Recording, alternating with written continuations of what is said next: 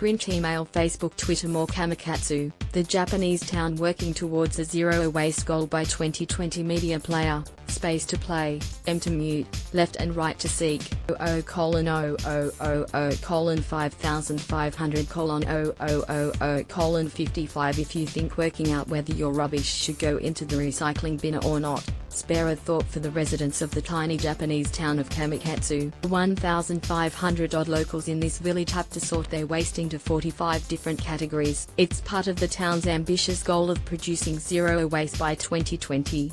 The purpose is to recycle whatever we can recycle, says the town waste station's manager, Kazuyuki Kiyahara. What we can sell as resources becomes town revenue. Everything else, we try to process at a low cost. If all the waste collected turns into resources, it's zero waste.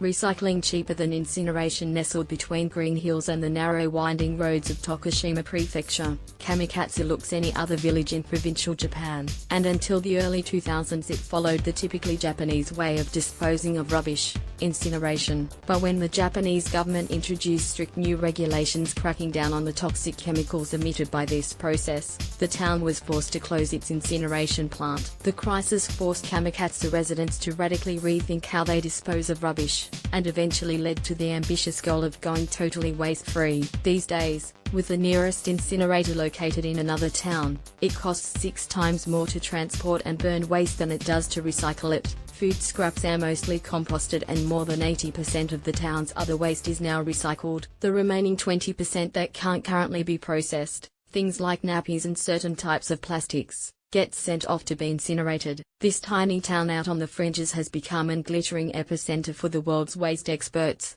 who jet in to see firsthand how it's done. But in order to secure a cleaner future, Kamikatsu's residents are forced to get their hands dirty. How it works at the town's waste center: a man is smashing a porcelain toilet into hundreds of tiny pieces with a hammer. He's trying to get at and separate the plastic, rubber and metal hidden inside so that each material can be sorted into one of the 45 recycling categories at the plant. In Kamikatsu, even the simplest of recyclable materials must be dismantled in similar fashion before it can be disposed of. A plastic water bottle must first be washed and stripped of its label and lid before it is ready to be disposed of in one of the dozens of boxes in the depot. Glass is separated by color, and everything from chopsticks to batteries to printer cartridges must be meticulously sorted. Many residents are elderly and no longer have cars, so local government workers and volunteers visit once a month to collect rubbish, but that's an exception. Most people have to haul their own rubbish to the recycling center. There's no curbside collection, no yellow or blue lid bins. The sheer inconvenience of the process can act as a deterrent to excess consumption in the first place. Doing these very detailed categories of separation actually makes people start to think about the beginning, says Akira Sakano from Kamikatsu's Zero Waste Academy. Because with the segregation of waste, they don't want to have to sort into these 45 categories, so they actually start thinking about that when they buy stuff.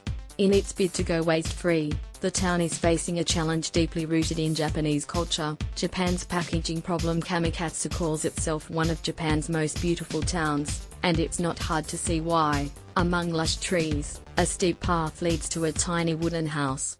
Haifumi Nishi, an 83-year-old grandmother, has walked up and down this path for 60 years. She now lives in an aged care facility but comes back home regularly. I think about reducing waste, but there's always rubbish. Whatever you buy, there's always a plastic bag, she said. I wash and clean everything. Recently I started to have to separate the package and wrapping of sweets. If you put all of your rubbish together, it's dirty. It takes some work, but it's better to recycle.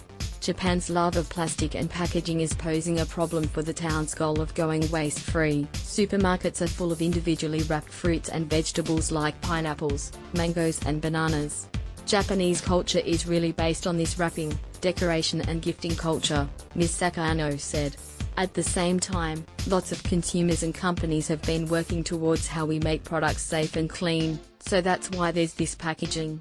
Domestically, Japan uses around 9.64 million tons of plastic per year according to the most recent figures from Japan's industry-funded Plastic Waste Management Institute. Japan does not have the space for landfill, and incineration is the country's method of choice for disposing of waste. Outside of Kamikatsu, Japanese residents still separate their rubbish into several, although far fewer, categories such as burnable items, cardboard/paper, plastic bottles, glass, cans and non-burnable material like batteries. If it's not properly cleaned and separated, it's not picked up. According to the OECD, just 1% of Japan's council waste ends up in landfill compared to 49% in Australia. In Japan, the Plastic Waste Management Institute said 83% of plastics were recycled or incinerated, generating power and heating local facilities like pools in the process. But in Kamikatsu, with the 2020 deadline fast approaching, the final hurdles to going waste-free could prove the most difficult because they will require changes from product manufacturers. Kamikatsu's recycling rate is very high and it's already a big achievement, Ms. Sakano said. But looking at the rest of the 20%, that's the challenge. Print, email, Facebook, Twitter.